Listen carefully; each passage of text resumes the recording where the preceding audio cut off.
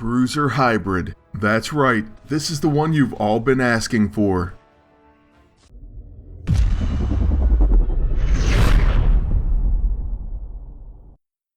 What is up YouTube, it's Kingfisher745. And for this video I did decide to skip ahead to Bruiser Hybrid because many of you were asking about that class.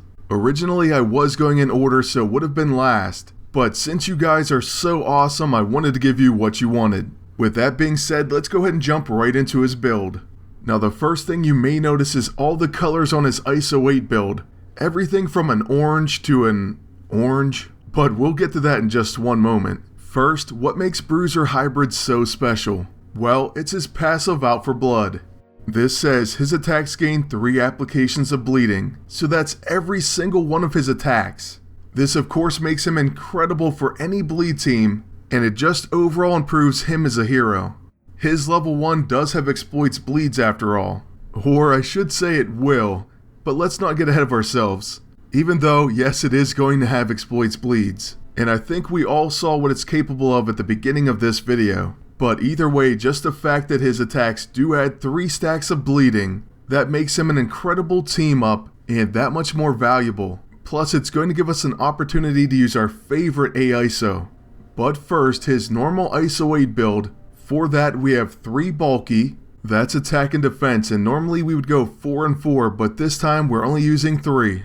And then we have 1, 2, 3, 4, 5 forceful. The reason I did this was because we were missing sometimes, so I just went extra accuracy. Feel free to mess around with this build as much as you want. But for our E-ISO we're using the life draining and powered ISO 8. This grants hybrid leeching life, restores health when attacking a bleeding target, and with those 3 stacks of bleeding on every attack, he's going to be hitting bleeding targets a lot. Then for his AISO build we're using all 4 of my personal favorites, starting with the Rioting AISO. What this does is adds Bloody Riot to his level 1. Riot now gains exploits bleeds, dealing extra damage against bleeding targets. This can really amplify the damage, and there's no better class to equip it to. Next, on his level 2 Agony, we're going with the Quilled AISO. It causes this ability to gain hemorrhage, causing all applications of bleeding to trigger. Since it's going to cause 3 stacks of bleeding when you use it, it will immediately trigger the hemorrhage for all 3 bleeds. That's pretty awesome in itself, so the Quilled AISO was a no-brainer.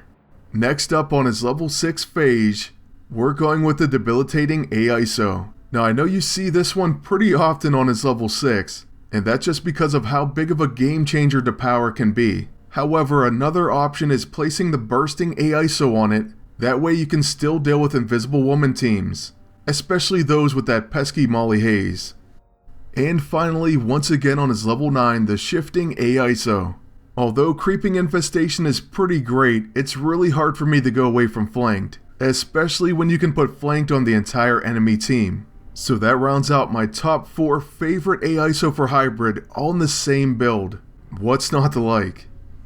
And then just to briefly show my agent setup, well, first for those who are maybe wondering about the Genetic Memory EISO, we didn't have to equip that on Hybrid because we have it on Anti-Venom. The symbiotes will both benefit from it, and because of that fact it allowed us to use the Life Draining EISO on Hybrid instead. Then on my agent we are using the Oblivione, and that has Opportunist debuffs, and it also gains pressure points because we're using it with the No Mercy. This weapon has exploit opportunity, so of course it goes well with this team. Then next we're using the Weather Control device as a substitute cube and also to exhaust the enemies. And finally we're using the Neuropurge for several debuffs, but mainly to apply off balance, especially to Null as well as Iron Fist. And now for our PvP matches, we're going to have 2 this video just because we had the time. In other words, they don't last that long. First, we are facing a GG prototype team, and just so you guys know, I kill a GG prototype user for fun, but for a video, I'm gonna carve him up real nice. I think the longest part of this fight is his turn, but after that, we're going to get right to work. But first, of course we have to sit through a few attacks from the GG prototype. After this one though, he is going to be done. However, our agent's down to about 50% HP already. And then after that, we can first use the Neuropurge, Then definitely make sure to exhaust him. And finally, we'll end it with the Oblivion. After this turn, he's not going to be that scary. I can guarantee you that. It gets incredibly annoying when you do get locked into a Fatal Fist and GG prototype never-ending loop. But basically, if you see the prototype, then don't use You're Not Worthy, unless you've dealt with that first.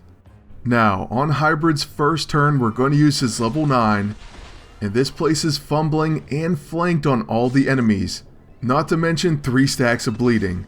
Unfortunately, Gamora is going to execute our agent, but hey, at this point, who needs him? Just look at this one-shot power from Anti-Venom. One Crusade and either Beast or their agents knocked out. I'm actually going to take this opportunity to knock out their agent. And yes, I use opportunity on purpose because Crusade exploits it as well as bleeds. So that's why you'll see some huge damage with an Anti-Venom and Bruiser hybrid team up. Then with Gamora up next, we're going to use our level 1 Riot on her. And it easily takes her out as well.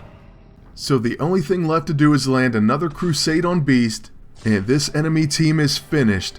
Now as for our second fight, it's going to be against a pretty tough opponent, a 22 to 23,000 health team.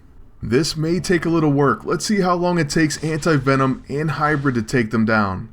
Now we do get to begin the fight with our level 9, so we've already placed flanked, 3 times bleeding, and fumbling on all the opponents.